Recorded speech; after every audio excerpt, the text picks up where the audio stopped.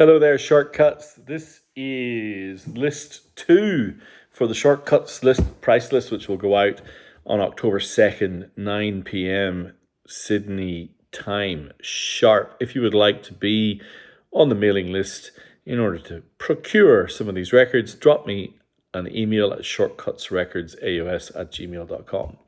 This is an unabashedly direct classic rock and pop list. There are some rarities though, and there is the first snippet of a whole bunch of UK presses which will be coming your way in the coming months. Where to start? Well, it had to be here. This is the Japanese first press of The Who's Quadrophenia. What a hulking beast of an album this is. It is the most it's too much. Of course, it's a double album, it's a concept album, it's a coming of age kind of psychodrama story. It's the only Who album completely written by Pete Townsend. It has themes that surround the four members of the band, Roger and John Entwistle, Keith Moon and Pete Townsend. Keith Moon sings on this record, and he sounds exactly how you would think he would sound, some kind of comic opera. Keith Moon's drumming, by the way, is a return to that continuous clatter drumming style that he foregone in many ways on Who's Next, the previous record to this, because Pete Townsend told him to. Rein it in, my friend. But here he is. He's full clatter mode on this record. It's the star of the show on this record is undoubtedly John Entwistle's bass playing. He also does the horn arrangements, and he's a lot more, I guess, instrumental to the Who sound than you might think. This record also features multi-track synthesizer.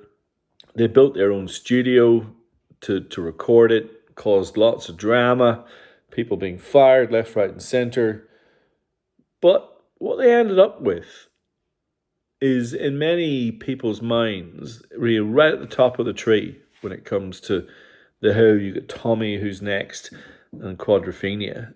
And Quadrophenia, I've been looking at the blogs today. Quadrophenia has its fans. Now let's just have a look at what this package actually is. So you get the obi and the kind of hard cardboard sleeve. It comes with, be careful here, a number of inners. Let me just grab some of these. And they're all in really nice condition. You can see the shots of the band. And there's this additional inner that I think has got some lyrics in it. Yep, it's got lyrics. But most importantly, it's got this. So this is the booklet that came with the original Japanese first press. It's about 50 pages, every lyric, but it's also got a series of images and pictures from the movie, just also evocative images that will make sense when you listen to the songs about the sea and the hotels and trains and getting your first job. That's a crappy job, and then getting a better job. As I said, coming of age, a messy coming of age story that is described in about 50 photos, black and white photos that are really quite evocative and interesting. And, I was flicking through these while listening to the record, and I was enjoying it. And I'm not a massive Who fan. In fact, I'm not a Who fan at all. This is the original black track label. According to those who know about the Who, the only way to listen to this record. So there you have it. The Japanese first press of the Who's Quadrophenia. It's a beast. Any fans out there? Anyone love this record? Anyone want to talk to me about it? This I have it in the crates, that first press, because it's in such amazing condition with everything. I had it on for $350, but for you guys, I'm going to take $150 off. So someone's going to get a rarity that is pretty special. Now, a couple more rarities to come. How about this? This is the New Zealand first press of Buckingham Nicks. There you go. So the New Zealand sleeve has got this ultra grainy, kind of it almost looks like a copy of a copy. It almost looks like, you know, when the movies you deliberately age a photo to make it feel like it's an archive shot. That's what this looks like. Now, the New Zealand first press of Buckingham Nicks is extremely hard to find. And this one is in fantastic condition on the red Polydor label. Such an interesting record. Has its place in the history of rock and roll because this was the only solo record that these two recorded in LA. And Mick Fleetwood was listening to a demo. Effectively, someone was demoing Sound Studios, which I think were in LA as well, and had chosen a track from this record. And Mick Fleetwood listened to it and asked, well, who's that guitarist? And it was Lindsey Buckingham. Offered him a job in Fleetwood Mac there and then. And Lindsey Buckingham said, it's a package deal, my friend. You want me? You get my girl. So Stevie joined as well. And the rest, as they say, is history. The good thing about this is if you're a fan of the self-titled Fleetwood Mac record from 76 and Rumours and Tusk, you're going to love this record. Because the thing about it is, whilst it's rare and kind of interesting because of the sleeve, etc., it's also really, really good. Really good. Yeah, give it a spin. Buckingham Nicks. First press, New Zealand. I believe it has never been sold before. So, yeah, or maybe I'll have to go and double check. But it is hard to find. And it sounds really good. I'm actually discovering this about New Zealand presses. I don't know what the deal is, but they sound really good. Maybe someone out there can explain to me why that is. All right. Now, you all might have heard of this record or seen this one before. This is an album called Dark Side of the Moon by a little known beat combo called the Pink Floyd. This is the Japanese first press of Dark Side of the Moon. And it is known, like the UK first press, for its blue triangle on the Odeon label. I played this earlier today.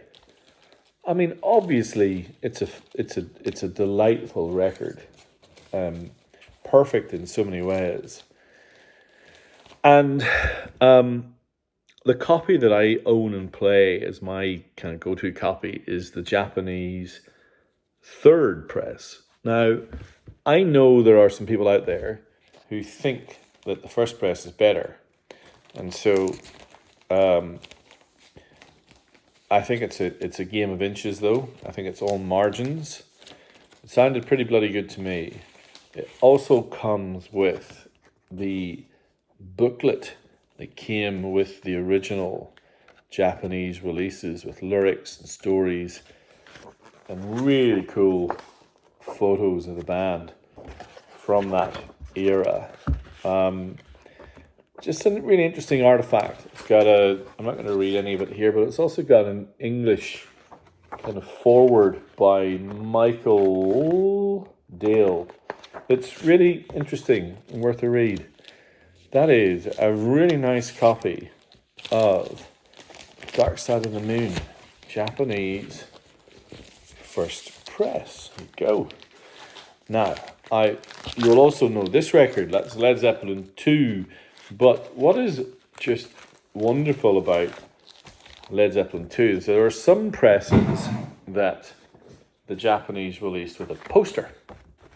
For those of you who know your Led Zeppelin releases, you will know that the early records were released on Atlantic green labels, and so the Japanese made a poster of Led Zeppelin 2 with the band. You can see that in an Atlantic green print. Pretty wonderful. My wife's a pretty tough judge of these things, and even she likes this poster. So they definitely did something right. I will fold that up separately in a minute. So that's Led Zeppelin 2, absolutely pristine copy with poster. And what a beautiful poster it is. The good thing about the Led Zeppelin 2 is that there were multiple presses of Led Zeppelin 2. The one that is most desirable is the kind of green and blue Atlantic first press, and it's really hard to find and often not in the best condition. But these slightly later represses sound really, really good. Like, they sound excellent, and they've got posters, and the sleeves are magnificent. So they're well worth your time.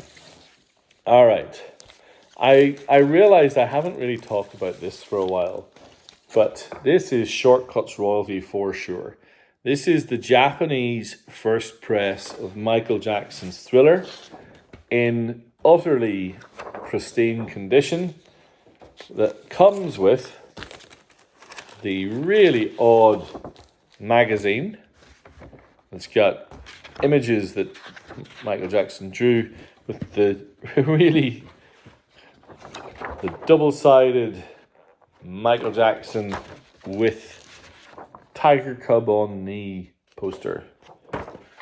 Very odd, but a wonderful sounding record. And those of you who have come round to my place, it is not unusual for me to pull out side 2 of this record and rip a bit of Billie Jean and beat it through the system. This is the copy of Thriller that I have. I think it sounds awesome. All right, there's still quite a few to get through, so I'll just keep motoring. Metamorphosis, the only official outtakes album that Rolling Stones have ever released, and it is great because it is outtakes from Let It Bleed and Beggar's Banquet. Worth it. Brilliant album if you haven't heard it. Another one that constitutes Shortcuts royalty, the seminal record Tonight's the Night. Neil Young's, the Japanese first press, in fantastic condition. This is one of the Ditch trilogy. It comes with the posters, both of them, the fold-out posters. The Ditch trilogy being famous because this was Neil Young reckoning with himself. Too many people close to him had died, particularly of heroin overdoses. And Tonight's the Night was, I guess, his call to arms, his come to Jesus moment, his reflection on mortality and friendship. The Ditch trilogy, Time Fades Away, On the Beach, and Tonight's the Night, I think are 3 of the greatest records in the history of recorded rock and roll. And yeah, if you don't have that record, give it a listen. It's harrowing in places, but utterly beautiful in others. Well worth your time. All right, I have the Aussie first press of the Divinals debut album. Of course, they'd released Monkey Grip, the EP before that, but Christy Amphlett and the others, this was their debut album, and it's my favourite of theirs. It is more kind of punky new wave, which is my scene, and so therefore I like that record a lot, and that is a beautiful Aussie first press. Okay, keeping it going. This is the Outfield Play Deep. This is these kind of these UK bands from the mid-80s who made this kind of American sheen sound that became really quite popular in America. These guys had multiple hits in the US and in the UK. And it's, online it's massive fans. Not something I'm overly familiar with, but someone out there, if you know more about the Outfield, give me a shout, leave me a message. All right, we'll keep trucking. So this is the 1976 re-release series in Japan of all Beatles records, and signified by the Union Jack Obi. And this is the Beatles Rarities, which is one of the harder ones to find. It was released on the original Odeon label as well. So you got Long Tall Sally, She's a Woman, Rain, which has got my favourite Beatles bass line. That is Rarities. Also have the Japanese first press of Technical Ecstasy, Black Sabbath. That run of 5 records that Sabbath had in the early to mid 70s is pretty exemplary, and this is toward the end of that run on the Vertigo label, Japanese first press. Sounds great, really cool record as well, underrated, fun, bit mad in places, bit like The Who really. All right. We also have the Japanese first press of In Through the Outdoor by Led Zeppelin, which came in the bag on, of course, The Sun Remains the Same label, but here's the actual label. There's the actual sleeve. Has 0 words on it. Gosh, Led Zeppelin were quite contrarian in their time. Has the inner that you can use watercolors. Just drop water on this and it colors itself. Man, what were they thinking? Good thing about the Japanese press is it sounds great. And it's actually an album that really stands up. There are very few bad Led Zeppelin records, and In Through the Outdoor is definitely not one of them. Well worth a listen. And I do like the cardboard sleeve. In Through the Outdoor, Led Zepp. All right, what about this? We have a white label promo of The Rise and Fall of Madness. Without doubt, Madness's best album. This came in a gatefold. Pretty spectacular gatefold it is too. Rise and Fall, Tomorrow's Another Day, Sunday Morning, Our House, of course, being the big hit from this, but is actually really well recorded and, stands up as a record, this does. Madness presents The Rise and Fall, Japanese white label promo. Another band that were really popular in Japan, and Japan made super high quality vinyl, was The Jam. This is Setting Suns by The Jam. The Gift being The Jam's last record. I think this was their second, no, maybe their third. Maybe did 5 or 6.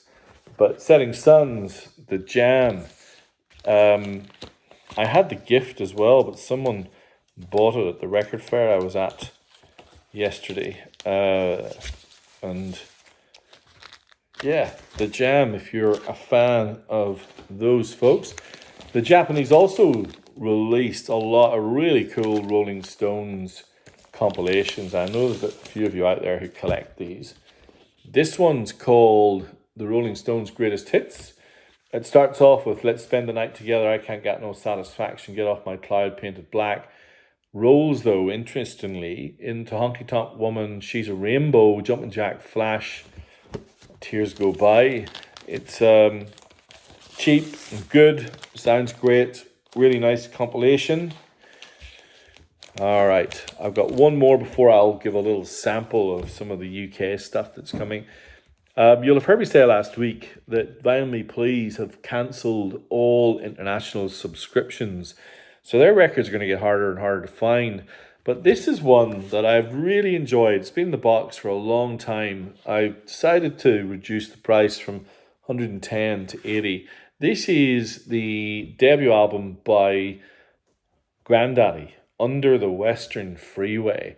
Also comes with an additional LP of demos, and the demos are actually really sweet. It's on lovely light blue vinyl. It sounds great. I love my copy. Yeah, Vinyl Me Please smash this stuff. This one's still sealed. Yeah, hard to find their records now, which I'm a bit sad about. Now, I've got about 200 or so UK presses on the way, including rarities, ultra rarities from Duran Duran, from George Michael, etc. But here's a little snippet of some of what's to come. These are all UK or Europe first presses. We have the Pet Shop Boys, Actually. We have Misplaced Childhood by Marillion. We have Ultravox, Vienna, and then finally the European first press. I played this earlier today, and it rocks! The European first press of Eliminator, ZZ Top. There you have it. A bunch of classic rock classics and some rarities and some UK presses and some Japanese kind of quirkiness. If you liked what you saw, if there's anything you want to know more about, drop me an email, shortcutsrecordsaus@gmail.com. Yeah. It's an interesting list. Love to hear from you. Please like, comment, all that kind of good stuff. And if you'd like to be on the mailing list, shortcutsrecordsaus@gmail.com. Thank you. Bye.